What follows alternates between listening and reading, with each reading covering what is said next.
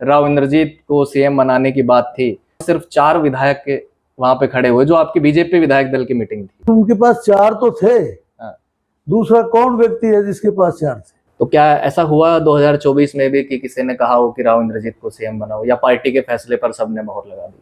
जब भी दक्षिणी हरियाणा ने जिस पार्टी का साथ दिया है, सरकारें उनकी बनी है। अहिरवाल में ऐसा क्या है कि आज बीजेपी के साथ पूरा अहिरवाल क्षेत्र है? या आप हमें भी आप बताइए, आप पत्रकार हैं, कि क्या कारण है, कैसे है? कहीं ऐसा लगता है कि अगर आरती राव ना होती तो शायद मैं मंत्री फिर से बनता? महर्षि च्यवन का जो नाम आया, उनसे आपत्ति क्यों? कांग्रेस ने प्रदेश अध्यक्ष दिया आपके जिले में, कोई प्रश्न ही नहीं बनता। ये क्या प्रश्न है? नारनौल के लिए कुछ ऐसा बताना चाहे जनता को कि मैं नारनौल के लिए कुछ ये प्रोजेक्ट लेके आ रहा हूं या इस पे काम कर रहा हूं, कोई बड़ा प्रोजेक्ट आपकी तरफ से? दोस्तों नमस्कार, मैं आपका यार जतिन पत्रकार, और आज हमारे साथ खास बातचीत में हरियाणा के पूर्व मंत्री और नारनौल से मौजूदा विधायक ओम प्रकाश यादव हैं। सर स्वागत है आपका। धन्यवाद। ओम प्रकाश यादव जी, मेरे पहले ही जो मैंने आपका स्वागत किया उसमें एक सवाल छुपा हुआ है, तो मैं चाहूंगा कि उसी से हमारी खास बातचीत की शुरुआत की जाए। पूर्व मंत्री और मौजूदा विधायक दोनों की आपने जिंदगी जी, एक मंत्री की भी और एक विधायक की भी, पहले भी थे आज भी हैं, क्या फर्क लगता है दोनों में? मंत्री होना या विधायक कोई बहुत ज्यादा सा अंतर मैंने तो कभी समझा नहीं। मैंने हमेशा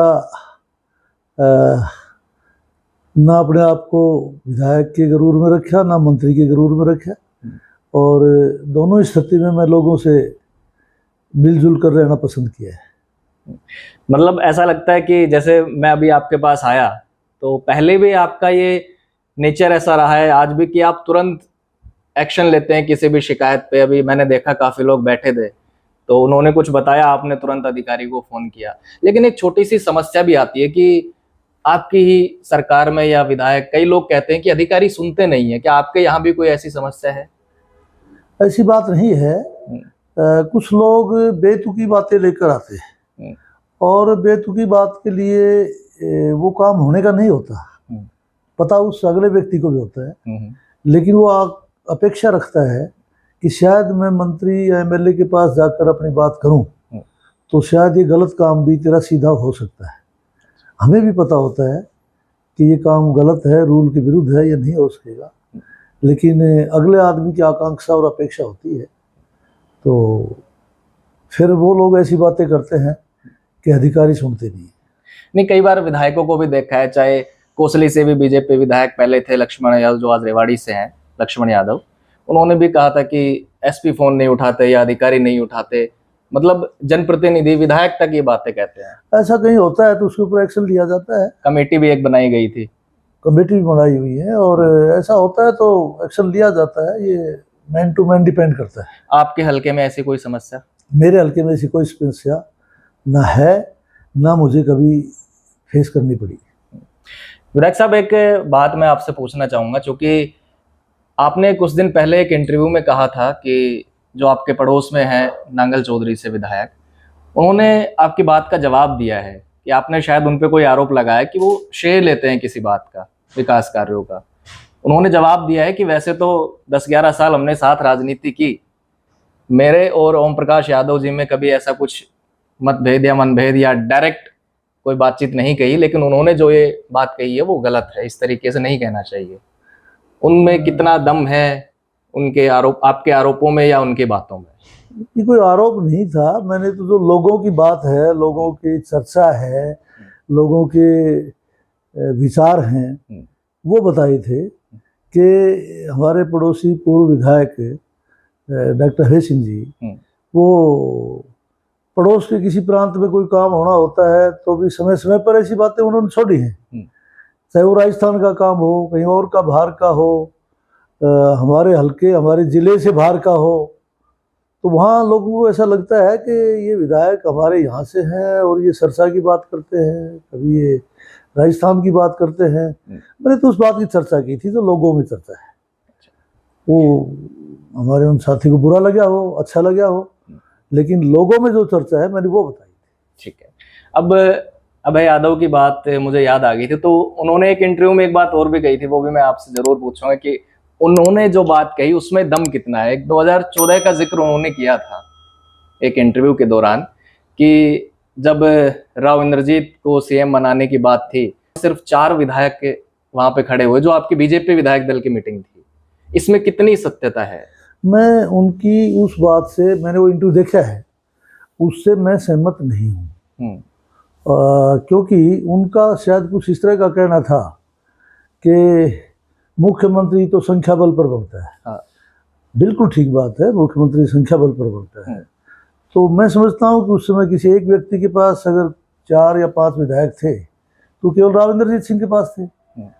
मुख्यमंत्री पार्टी हाईकमान बनाती है और पार्टी हाईकमान फिर उसके पास चाहे संख्या बल हो या ना हो। दूसरी बात, उनका कुछ इस तरह भी इशारा था कि राव इंद्रजीत सिंह मुख्यमंत्री की दावेदारी करके गलत कर रहे थे। तो ये इसका मतलब, अगर कोई मुख्यमंत्री की दावेदारी करे, सक्षम व्यक्ति हो, अपनी सक्षमता को जाहिर करना चाहता हो, तो वो क्या गलत है? इसका मतलब तो हर व्यक्ति अपने घर बैठ जाए और ऊपर की किसी बात की अपेक्षा ही ना रखे। ये तो हर व्यक्ति की अपनी आकांक्षा होती है, हर व्यक्ति की अपनी काबिलियत होती है, और जो जिसके काबिल होता है उसके लिए अपनी पात्रता रखने की कोशिश करता है, करनी चाहिए। नहीं, इसमें क्या गलती थी? उन्होंने 4 नाम लिए थे, मुझे याद है। एक आपका नाम था उसमें, और एक शायद बिल्कुल ठीक है, मैंने विक्रम यादव, डॉक्टर बनवारी लाल, विमला चौधरी। देखा है, वो बिल्कुल ठीक है। लेकिन उनके पास 4 तो थे। दूसरा कौन व्यक्ति है जिसके पास 4 थे? आज भी बताए, कल भी बताए। ये गलत बात थी। जो उनका इशारा था कि राव इंद्रजीत सिंह ने शायद मुख्यमंत्री की दावेदारी गलत की कि उनके पास संख्या बल नहीं था। संख्या बल तो पार्टी हाईकमान चाहती है उससे होता है। और लेकिन निजी तौर पर भी अगर कोई बात देखी जाए तो 4 तो थे। अच्छा, मैंने महेंद्रगढ़ जिले की एक खासियत कई सालों से मैं देखता आया हूँ। 2014 में रामविलास मंत्री, 2019 में आप मंत्री, 2024 में, हालांकि जब बीच में जेजेपी से गठबंधन टूटा आप लोगों का, तो वहां पे मंत्री अभय यादव, और उसके बाद 2024 में आरती राव। कहीं ऐसा लगता है कि अगर आरती राव ना होती तो शायद मैं मंत्री फिर से बनता? देखिए, जिले के अंदर एक मंत्री बनना था और जिले में एक मंत्री बहन आरती राव जी बन गई। अगर बहन आरती राव जी इस जिले से नहीं होती तो शायद हमारा नंबर आ जाता। जी, विधायक साहब, आप बड़े खुल के बात करते हैं। एक कोरियावास का मसला आपसे कुछ ही दूर है, आपके हलके से। राव तुलाराम के नाम पर मांग हो रही है उसका नाम रखा जाए, लेकिन पार्टी और सरकार मना कर रही है। क्या देखते हैं आप कोऑर्डिनेशन बीच में क्या होगा इसमें? पार्टी और सरकार मना नहीं कर रही। पार्टी और सरकार का कहना है कि भाई एक बार जो रखा गया, हम उसमें चेंज करना उचित सा नहीं है। ये बात तो सब महसूस करते हैं कि इस तरह की संस्थाओं के नाम शहीदों के नाम होने चाहिए और शहीदों के नाम ही होते रहे हैं। लेकिन कई बार होता है, कई प्रकार की चालबाजी चली जाती है नेताओं में भी, पार्टियों में भी, और इस प्रकार की चालबाजी के तहत मोहनलाल बड़ोली का इस प्रकार की चालबाजी के तहत वो शहीदों के नाम को काटने का प्रयास किया है, जो लोगों में गुस्सा है, रोष है। मैंने मोहनलाल बड़ोली का एक बयान सुना, वो आए थे महेंद्रगढ़। उन्होंने कहा कि राव तुलाराम एक महान शख्सियत थे और पूरे देश में उनका नाम है, सिर्फ हरियाणा में नहीं, काफ़ी सड़कें उनके नाम है, काफ़ी चौक चौराहों पे नाम है। तो एक जगह अगर नहीं भी होगा तो इसको मुद्दा बनाने की बड़ी बात नहीं है। ठीक कहा उन्होंने कि भी ये पार्टी का काम, सरकार का काम है, और सरकार ने जो कर दिया वो उसके विरुद्ध थोड़ा ही बोलना होता है। लेकिन उनने ये ठीक कहा कि भाई सरकार ने जो कर दिया हमारी उससे सहमति है। लेकिन हम चूँकि इस इलाके से संबंध रखते हैं और ये सीधी हमसे संबंधित है, हम इसकी फिर भी सरकार से मांग करते हैं कि ये नाम शहीदों के नाम राव तुलाराम के नाम होना चाहिए। और ऐसा ही जिस गांव में कॉलेज बन रहा है उस गांव वासी भी ये कर रहे हैं, इलाके के क्षेत्र के लोगों की भी ये भावना है। अच्छा, एक इसी में मैं सवाल जोड़ूंगा, महर्षि च्यवन का जो नाम आया, उनसे आपत्ति क्यों? आपत्ति कोई नहीं है। अब देखिए, जो बात का इसको उलझाने की बात ना की जाए। ऋषि भी हैं, महात्मा भी हैं, साधु भी हैं, सबका संत भी अपना हैं, स्थान है। लेकिन शहीदों से बड़ा उनका नाम नहीं होता। चाहे शहीदों को पैदा करने वाले भी वही होते हों, उन्हीं की प्रेरणा से होते हैं, लेकिन ताकि देशभक्ति के अंदर आने वाली पीढ़ियाँ ये याद रखें कि इस प्रकार के हमारे शहीद हुए, इस प्रकार के देशभक्त हुए, हम भी अपनी मातृभूमि को बचाने के लिए इस प्रकार का मादा रखें। ये आने वाली पीढ़ी को संदेश देने के लिए। अगर मातृभूमि नहीं बचेगी, देश नहीं बचेगा, सीमाएं सुरक्षित नहीं होंगी, तो फिर वहाँ के साधु कहाँ जाएंगे, संत कहाँ जाएंगे, ऋषि कहाँ जाएंगे, महात्मा कहाँ जाएंगे, वहाँ के लोग कहाँ जाएंगे, हम और आप जो ये बातें कर रहे हैं वो कहाँ जाएंगे। इसलिए शहीदों का स्थान सबसे बड़ा अहिरवाल तो माना वैसे गया भी- है, और इसको सभी जगह पर शहीदों के नाम इसीलिए रखे जाते हैं ताकि आने वाली पीढ़ी याद रखे, देश और सीमाएं सुरक्षित रहे, लोगों में ये वादा आने वाली पीढ़ी में जज्बा बना रहे। हाँ, अहिरवाल तो वैसे भी सैनिकों का खान है, और आपके पास सैनिक अर्धसैनिक कल्याण विभाग भी रहा है। तो कहीं ना कहीं उनके सम्मान को, अहिरवाल के सम्मान को ठेस पहुंचाने का काम किया गया है। इसमें इसी तरह भी समझा जाए, अहिरवाल के सम्मान को ठेस पहुंचाने का काम किया गया है। तो ये आप भले ही मांग वो करते हैं? सैनिकों की खान है, भले ही वो देशभक्ति का जज्बा इस इलाके में है, लेकिन मेरे हिसाब से उनकी भावना को ठेस पहुंचाने का कार्य किया गया है। मैं एक बात और करना चाहूंगा, क्योंकि ताजा कई सालों के बाद, शायद 50 साल के आसपास हो गए, कांग्रेस ने प्रदेश अध्यक्ष दिया आपके जिले में, क्या कहना चाहेंगे? तो ये हर पार्टी का अपना अपना व्यवस्था होती है, और कांग्रेस पार्टी ने हमारे जिले से और विशेषकर मेरे हलके से ही हमारे हाँ, साथी चुनाव लड़ते रहे नरेंद्र आपके सिंह जी साथ। जो हैं, हमने चुनाव भी लड़ा है, हमारे मित्र भी रहे हैं, उससे पहले हमारे पारिवारिक संबंध भी रहे हैं। तो ये कांग्रेस पार्टी ने उनको सम्मान दिया है, तो अच्छी बात है, बधाई देंगे आप उनको? बिल्कुल।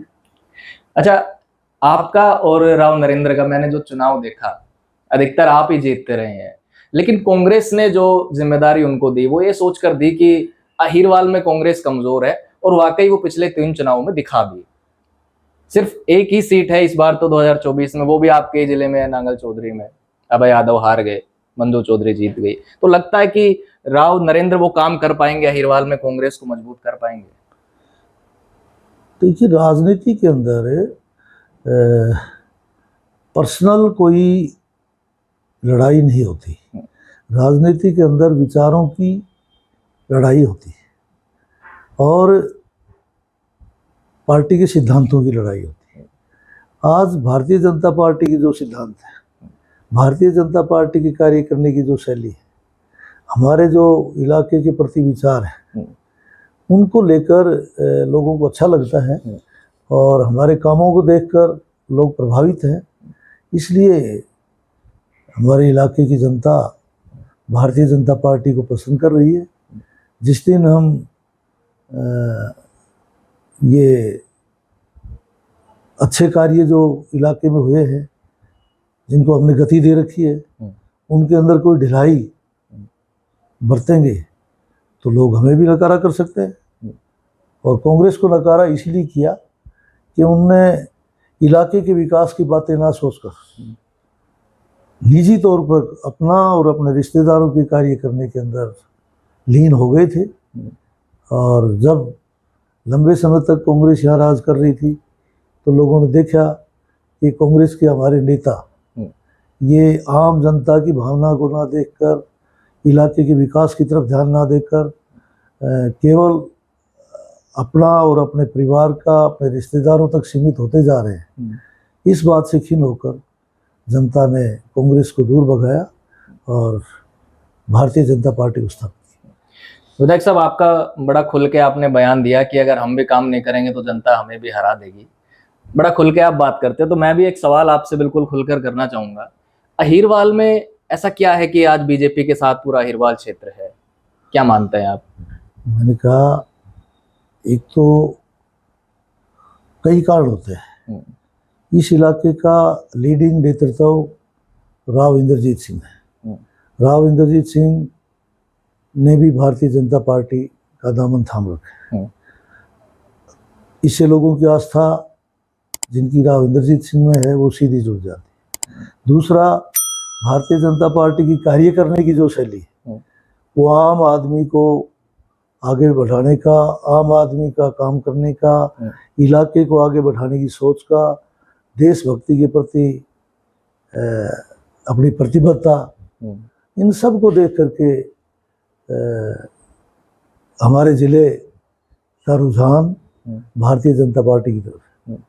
अच्छा, मैंने ये देखा कि राव इंद्रजीत के कहने पे पार्टी ने, कहते हैं कि कई उम्मीदवारों को टिकट दिया, उनकी पसंद के टिकट वितरण हुआ। तो जैसे 2014 का जिक्र अभय यादव ने किया, मैं आपसे पूछना चाहूँगा क्योंकि 2024 में आप जीते और उस मीटिंग में थे, बीजेपी विधायक दल की मीटिंग में, तो क्या ऐसा हुआ 2024 में भी कि किसी ने कहा हो कि राव इंद्रजीत को सीएम बनाओ, या पार्टी के फैसले पर सबने मोहर लगा दी? पार्टी के फैसले पर ही मोहर लगानी होती है और सबने पार्टी के फैसले पर मोहर लगाई। नहीं, मैं सिर्फ इसलिए पूछ रहा हूँ क्योंकि उन्होंने कहा था कि सत्ता गुजरती है अहिरवाल से होकर, ये मत भूलना, वो मुझे बयान याद है उनके जो अक्सर हमने दिखाए हैं। ये तो हम भी कहते हैं, राव इंद्रजीत सिंह जी बार बार कहते हैं कि हरियाणा में सत्ता का रास्ता दक्षिणी हरियाणा से होकर जाता है, और ये ठीक है। जब जब भी दक्षिणी हरियाणा ने जिस पार्टी का साथ दिया है, सरकारें उनकी बनी है। अब 3 योजना से लगातार भारतीय जनता पार्टी का साथ दे रही है हमारी जनता, तो भारतीय जनता पार्टी का शासन कायम है। आपके जिले पे मैं एक बार वापस आता हूँ, महेंद्रगढ़ जिले पे, क्योंकि महेंद्रगढ़, रेवाड़ी, यहाँ से राजनीति उबलती रहती है समय समय पे, और अभी रामविलास शर्मा ने मुलाकात की मनोहर लाल खट्टर से, केंद्रीय मंत्री से। कैसे देखे मुलाकात को? पार्टी के नेता हैं और पार्टी के नेता रोज मिलते रहते हैं, इसमें तो ये तो कोई प्रश्न ही नहीं बनता। मनोहर लाल जी भी पार्टी के नेता हैं, रामविलास जी भी पार्टी के वरिष्ठ नेता हैं, रामविलास जी भी पार्टी के वरिष्ठ नेता हैं। वो आज मिले हैं, वो आज नहीं मिले हैं, ये क्या प्रश्न है? एक परिवार है और हम परिवार के अंदर रोज दिन में 3 बार मिलते रहते हैं। सवाल इसलिए क्योंकि टिकट कट गया 2024 में, और फिर पार्टी का फैसला है, एक परिवार का अपना अंदरूनी मामला है। ये पार्टी नेतृत्व, पार्टी हाईकमान, एक परिवार के अंदर फैसला होता है। कई बार सीनियर आदमी से कोई और बड़ा काम लेना होता है, कई बार ये पार्टी की विचारधारा। ठीक है, कांग्रेस पर मैं आपसे सवाल पूछना चाहूंगा क्योंकि आपके ही जिले से प्रदेश अध्यक्ष बने हैं नए। उनका ताजपोशी का कार्यक्रम हुआ, पदभार ग्रहण किया, लेकिन फिर से वही गुटबाजी, शैलजा नहीं दिखी। शैलजा को तो छोड़िए, अपने ही जिले के नेता राव दान सिंह जिनका नाम चलता था कांग्रेस के, वो भी नहीं दिखे। कैप्टन अजय, कांग्रेस पार्टी का अंदरूनी मामला है, ये आप उनसे पूछिए या आप हमें भी आप बताइए, आप पत्रकार हैं, कि क्या कारण है, कैसे है। ये तो इससे आपको कांग्रेस हाईकमान का अपना अंदरूनी, आपको तो कोई ना कोई फायदा जरूर होता होगा। कांग्रेस 2 भागों में बट जाए और बीजेपी जीत जाए, वो राजनीतिक लाभ कब किसको होगा ये बाद की बात है। लेकिन आज तो मैं समझता हूँ कि भारतीय जनता पार्टी के मुकाबले में कांग्रेस कहीं नहीं खड़ा हो पा रही है और ना होगी, क्योंकि हमारी पार्टी ने हरियाणा प्रदेश में बगैर पर्ची और बगैर खर्ची युवाओं को नौकरियां दी हैं। दक्षिणी हरियाणा में पानी की बहुत भारी किल्लत थी, हमने उस किल्लत को दूर किया है, और अनेक प्रकार के जो विकास, यहाँ की सड़कें कांग्रेस के टाइम में इतनी टूटी फूटी जीर्ण शीर्ण अवस्था में थी कि यहाँ से महेंद्रगढ़ के लिए तो जाने आने के लिए रोडवेज की बसों ने भी मना कर दिया था, और सड़कें भी चारों तरफ ऐसी ही थी। आज भारतीय जनता पार्टी का शासन जब से है, ये जिला 3 नेशनल हाईवे से जुड़ा हुआ है, चारों तरफ की सड़कों का आने जाने का बहुत भारी सुधार और नवीनीकरण हुआ है। जिले के अंदर एक नारोल हल्के में नहीं, मैं पूरे जिले की बात करूंगा कि विकास की लहर चल रही है और झड़ी लग रही है चारों तरफ, हर क्षेत्र।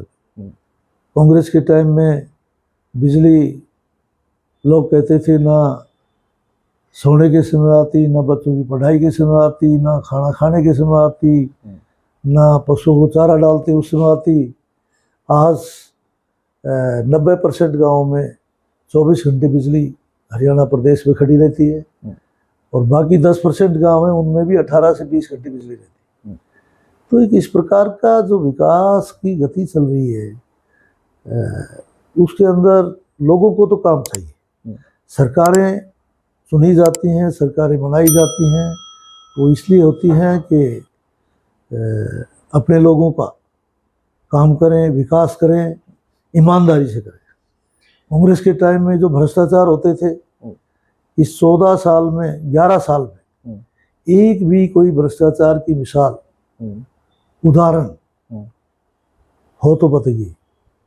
और कांग्रेस के टाइम में रोजाना अखबार के अंदर आता था, केंद्र के अंदर इतने लाख करोड़ का घोटाला, आज कोयले का है, आज पानी का है, आज आसमान का है, आज पाताल का है, आज स्पोर्ट्स का है। भारतीय जनता पार्टी ने वो घोटाले बंद करके वो सारा पैसा विकास में लगाया है। घोटाला तो कांग्रेस कहती है, बीजेपी में भी बहुत हुआ है। एक भी घोटाले का नाम बताइए। कभी कोई आप लोगों ने, पत्रकारों ने बताया हो, कोई अखबार में आया हो, कि टेलीविजन पे आया हो, कोई कहीं। यूं झूठे आरोप लगाने से तो बात नहीं बनती। और जनता देखती है, जनता कोई मूर्ख नहीं है, जनता देख रही है। किसी के कोई वैसे ही नाम करने के लिए कह दे कि ये घोटाला हो गया, जनता देखती है हुआ है या नहीं हुआ है। ठीक बात। फैसला जनता करती है। विधायक साहब, आपके क्षेत्र की मैं बात करूंगा, क्योंकि आपने भी बिजली विभाग में काम किया है और अभी आपके साथ बैठे हुए थे कुछ लोग समस्या बता रहे थे, उनके घर के ऊपर से बिजली की तारें जा रही हैं, या कोई ऐसी समस्या जो आप देखते हैं इलाके में कि मेरा अब इन समस्या पे ध्यान है और नारनौल में ये समस्या है, उनको दूर करना है, जो आपको नजर आती हो? छोटी छोटी समस्याएं जो हैं उन सब पर हमारा ध्यान है। और समस्या और समाधान ये एक निरंतर प्रक्रिया है।